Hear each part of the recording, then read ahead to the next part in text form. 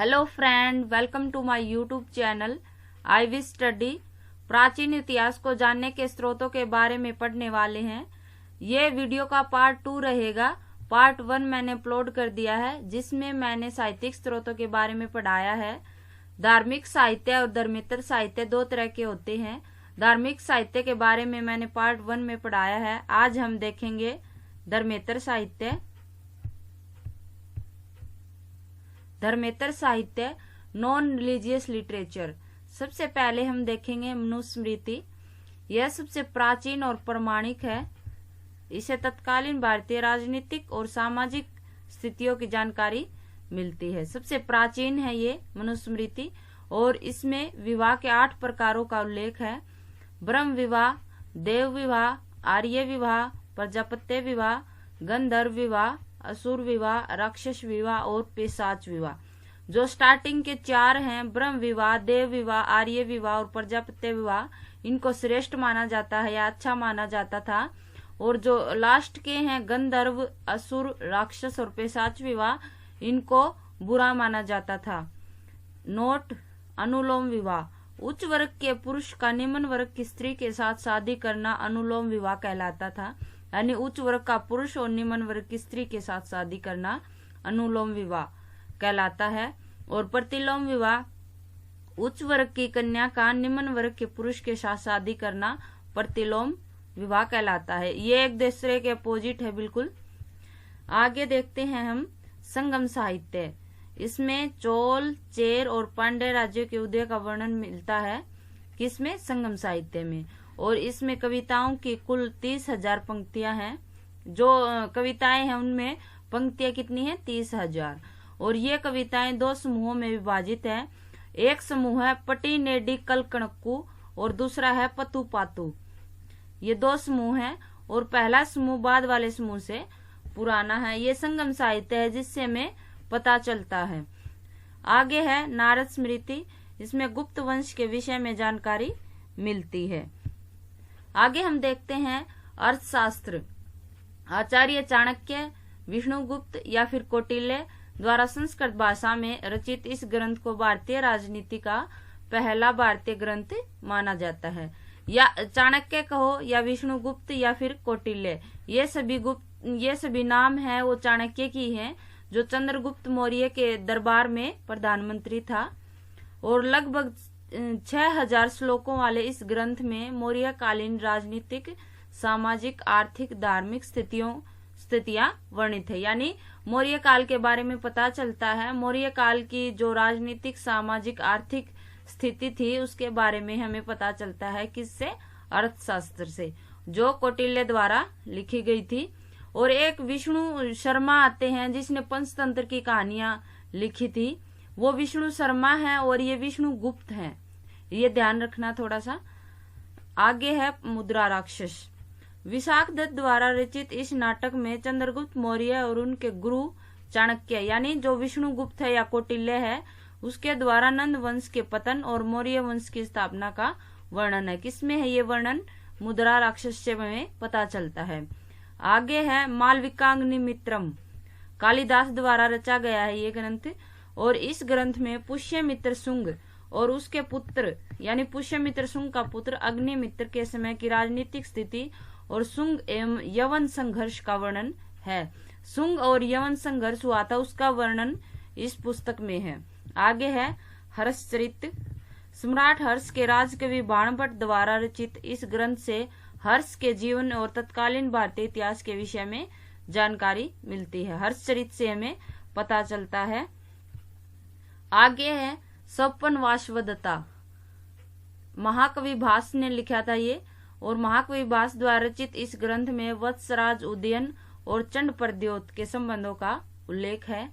आगे है राजतरंगिणी। कल्याण द्वारा रचित इस पुस्तक का संबंध कश्मीर के इतिहास से है और इसे भारतीय इतिहास का प्रथम प्रमाणिक ग्रंथ माना जाता है। प्रमाणिक ग्रंथ है ये भारतीय इतिहास का पहला, राजतरंगिणी कल्याण द्वारा रचित। आगे है मृच्छकटिकम। शूद्रक द्वारा रचित इस नाटक से गुप्तकालीन इतिहास के बारे में पता चलता है। मृच्छकटिकम शूद्रक ने लिखा था ये। विक्रमांक देवचरित। कश्मीरी कवि विलन द्वारा रचित इस ग्रंथ से चालुक्य राजवंश विशेषकर विक्रमादित्य पंचम के विषय में जानकारी मिलती है। इसके नाम से ही पता चला, इसमें विक्रमादित्य विक्रमांक देवचरित, इससे पता चलता है। इसमें आगे हैं विदेशी लेखक और उनके साहित्य। कुछ विदेशी लेखक है जिन्होंने अपनी पुस्तक लिखी और जिससे हमें भारतीय इतिहास के बारे में पता चलता है। सबको एक एक करके देख लेते हैं अब। हेरोडोटस, इसे इतिहास का पिता कहा जाता है हेरोडोटस को, और इसने पुस्तक लिखी थी हिस्टोरिका नामक पुस्तक की रचना की हेरोडोटस ने, और जिसमें क्या है कि भारत और ईरान के बीच आपसी संबंधों का वर्णन है। ईरान यानी फारस और भारत के बीच में जो आपसी संबंध थे उसका पता चलता है हमें किससे, हिस्टोरिका से पता चलता है, जो लिखी थी हेरोडोटस ने। आगे है मैगस्थनीज, और यह चंद्रगुप्त मौर्य के दरबार में सेल्यूकस निकेटर का राजदूत था। सेल्यूकस निकेटर का राजदूत था और चंद्रगुप्त मौर्य के दरबार में आया था। इसके द्वारा रचित इंडिका नामक पुस्तक में मौर्य कालीन नगर प्रशासन और कृषि का वर्णन है। इसकी पुस्तक थी इंडिका। आगे है डायमेकस, यह सीरियन नरेश अंतियोकस का राजदूत था और जो बिंदुसार के दरबार में आया था। डायमेकस आया था बिंदुसार के दरबार में। डायनोसियस, यह मिस्र नरेश टोलमी फिलेडेल्फस का राजदूत था। यह भी एक राजदूत ही था जो बिंदुसार के दरबार में आया था। आगे है पिलनी, इसने नेचुरल हिस्टोरिका नामक पुस्तक लिखी थी और इसमें भारतीय पशु, पेड़ पौधे, खनिज आदि का वर्णन मिलता है पिलनी की पुस्तक में, जिसने लिखी थी नेचुरल हिस्टोरिका। आगे है फायान, जो 399 से 415 ईस्वी तक भारत में रहा और प्रथम चीनी यात्री था ये, जो चंद्रगुप्त विक्रमादित्य के शासनकाल में भारत आया था, और अपनी पुस्तक में इसने तत्कालीन भारतीय राजनीतिक सामाजिक स्थितियों का वर्णन किया है। किसने किया है भारत की राजनीतिक सामाजिक स्थितियों का वर्णन? फायान ने, और आया था ये चंद्रगुप्त विक्रमादित्य के दरबार में आया था, पहला चीनी यात्री था ये। आगे है हेवेनसोंग, हेवेनसोंग आया था 629 से 644 ईस्वी और इसे यात्रियों के सम्राट या यात्रियों के राजकुमार के नाम से भी जाना जाता है। ये वेरी इंपॉर्टेंट हो जाता है कि किसको यात्रियों के सम्राट और यात्रियों के राजकुमार के रूप में जाना जाता है, हेवेनसोंग। यह सम्राट हर्षवर्धन के शासनकाल में भारत आया था, हर्षवर्धन के शासनकाल में आया था। देख इस ये नाम से ये आप इसको याद रख सकते हो, है से हर्षवर्धन और है से हेवेनसोंग। ये एक ट्रिक होगी छोटी सी। इसके द्वारा लिखित यात्रा वृत्तांत सीयू की, इसने एक बुक लिखी है सीयू की, और जिसे तत्कालीन भारत के संबंध में जानकारी मिलती है, भारत के बारे में जानकारी मिलती है इसकी बुक से हमें, सीयू की से। और इसने नालंदा विश्वविद्यालय में अध्ययन और अध्यापन का कार्य किया। आगे है इत सिंह, यह भी चीनी यात्री था और इसने 670 ईस्वी के आसपास भारत के बिहार प्रदेश का भ्रमण किया। बिहार प्रदेश में गया ये और वहां पे घूमा और फिर इन्होंने एक बुक भी लिखी थी और इसने नालंदा विश्वविद्यालय में अध्ययन का कार्य किया। ये भी नालंदा में ये अध्ययन का कार्य किया। और कौन था जिसने नालंदा में अध्ययन का कार्य किया था? वो था हेवेनसोंग। आगे है पुरातात्विक स्रोत, जो आर्कियोलॉजिकल सोर्सेज हैं हमारे, जिनसे हमें पता चलता है प्राचीन इतिहास के बारे में, वो कौन कौन से होते हैं इसके बारे में हम पढ़ेंगे। खुदाई के दौरान प्राप्त वे वस्तुएं जिनसे इतिहास की रचना में सहायता मिलती है पुरातात्विक स्रोत कहलाती हैं। यानी खुदाई के दौरान जो वस्तुएं मिलती हैं उनसे पता चलता है हमें प्राचीन इतिहास के बारे में, उन्हीं को ही पुरातात्विक स्रोत कहते हैं। जैसे अभिलेख हो गए, मुद्रा है, स्मारक हैं आदि। जॉन कनिंघम को, ये वेरी इंपॉर्टेंट है कि जॉन कनिंघम को भारतीय पुरातत्व का पिता कहा जाता है, जॉन कनिंघम को। आगे है मुद्राएं और सिक्के। मुद्रा और सिक्कों से भी हमें इतिहास के बारे में पता चलता है। प्राचीन भारत के गणराज्यों का अस्तित्व मुद्राओं से ही प्रमाणित होता है। जो गणराज्य थे उनका पता किससे चलता है? हमें मुद्राओं से ही पता चलता है। उन पर अंकित तिथियों से कालक्रम को निर्धारित करने में सहायता मिलती है। यानी जो उनका टाइम पीरियड था जो सिक्कों पर खुदा हुआ था, उसी से हमें पता चलता है, सिक्कों से इतिहास के बारे में पता चलता है। प्राचीन सिक्कों का अध्ययन, जो हम प्राचीन सिक्कों का अध्ययन करते हैं उसको क्या कहते हैं? न्यूमिस्मेटिक्स कहा जाता है उसको, प्राचीन सिक्कों का अध्ययन करने को। आगे है भारत में प्राचीनतम सिक्का, जो सबसे पुराना सिक्का है वो कब था? 5वीं शताब्दी ईस्वी पूर्व का है। 5वीं शताब्दी ईस्वी पूर्व का सिक्का सबसे पुराना है।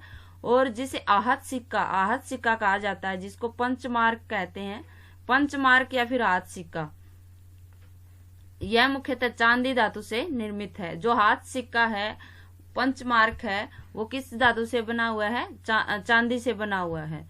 भारत में सर्वप्रथम सोने का सिक्का हिंद यवन शासक द्वारा जारी किया गया था। सोने का सिक्के किसने चलाए? सबसे पहले हिंद यवन ने चलाए थे।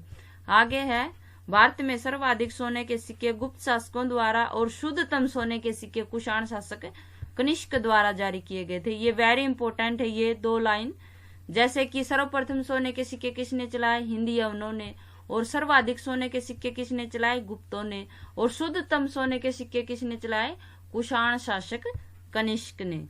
आगे है सातवाहन शासकों ने सिक्का और पोटीन के सिक्के जारी किए।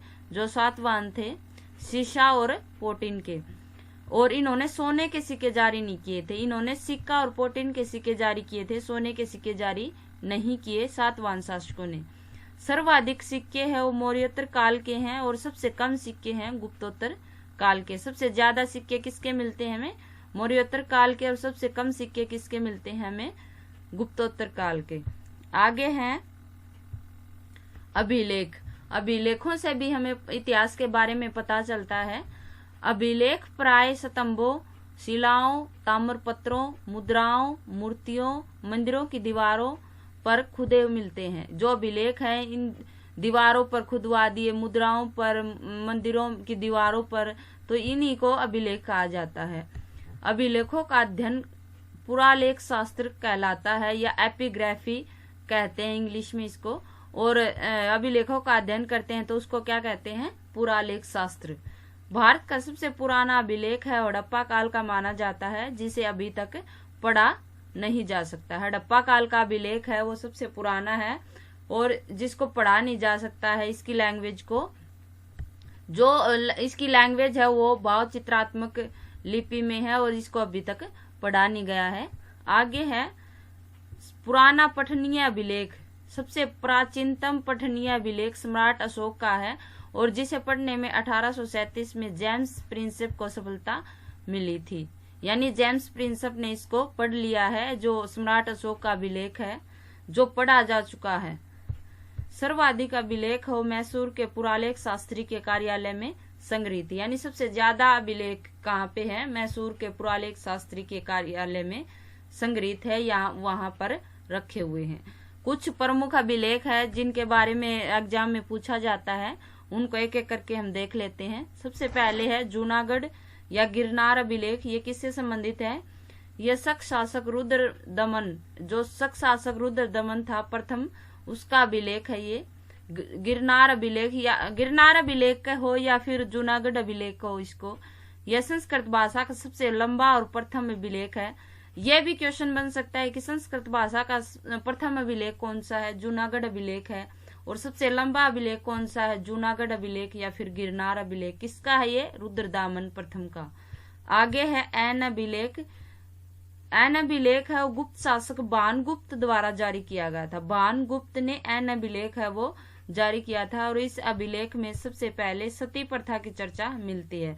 तो ये भी, इसमें ये लाइन भी इम्पोर्टेंट है कि सबसे पहले सती प्रथा की चर्चा है वो किस अभिलेख में मिलती है? वो है ऐन अभिलेख। आगे है एहोल अभिलेख।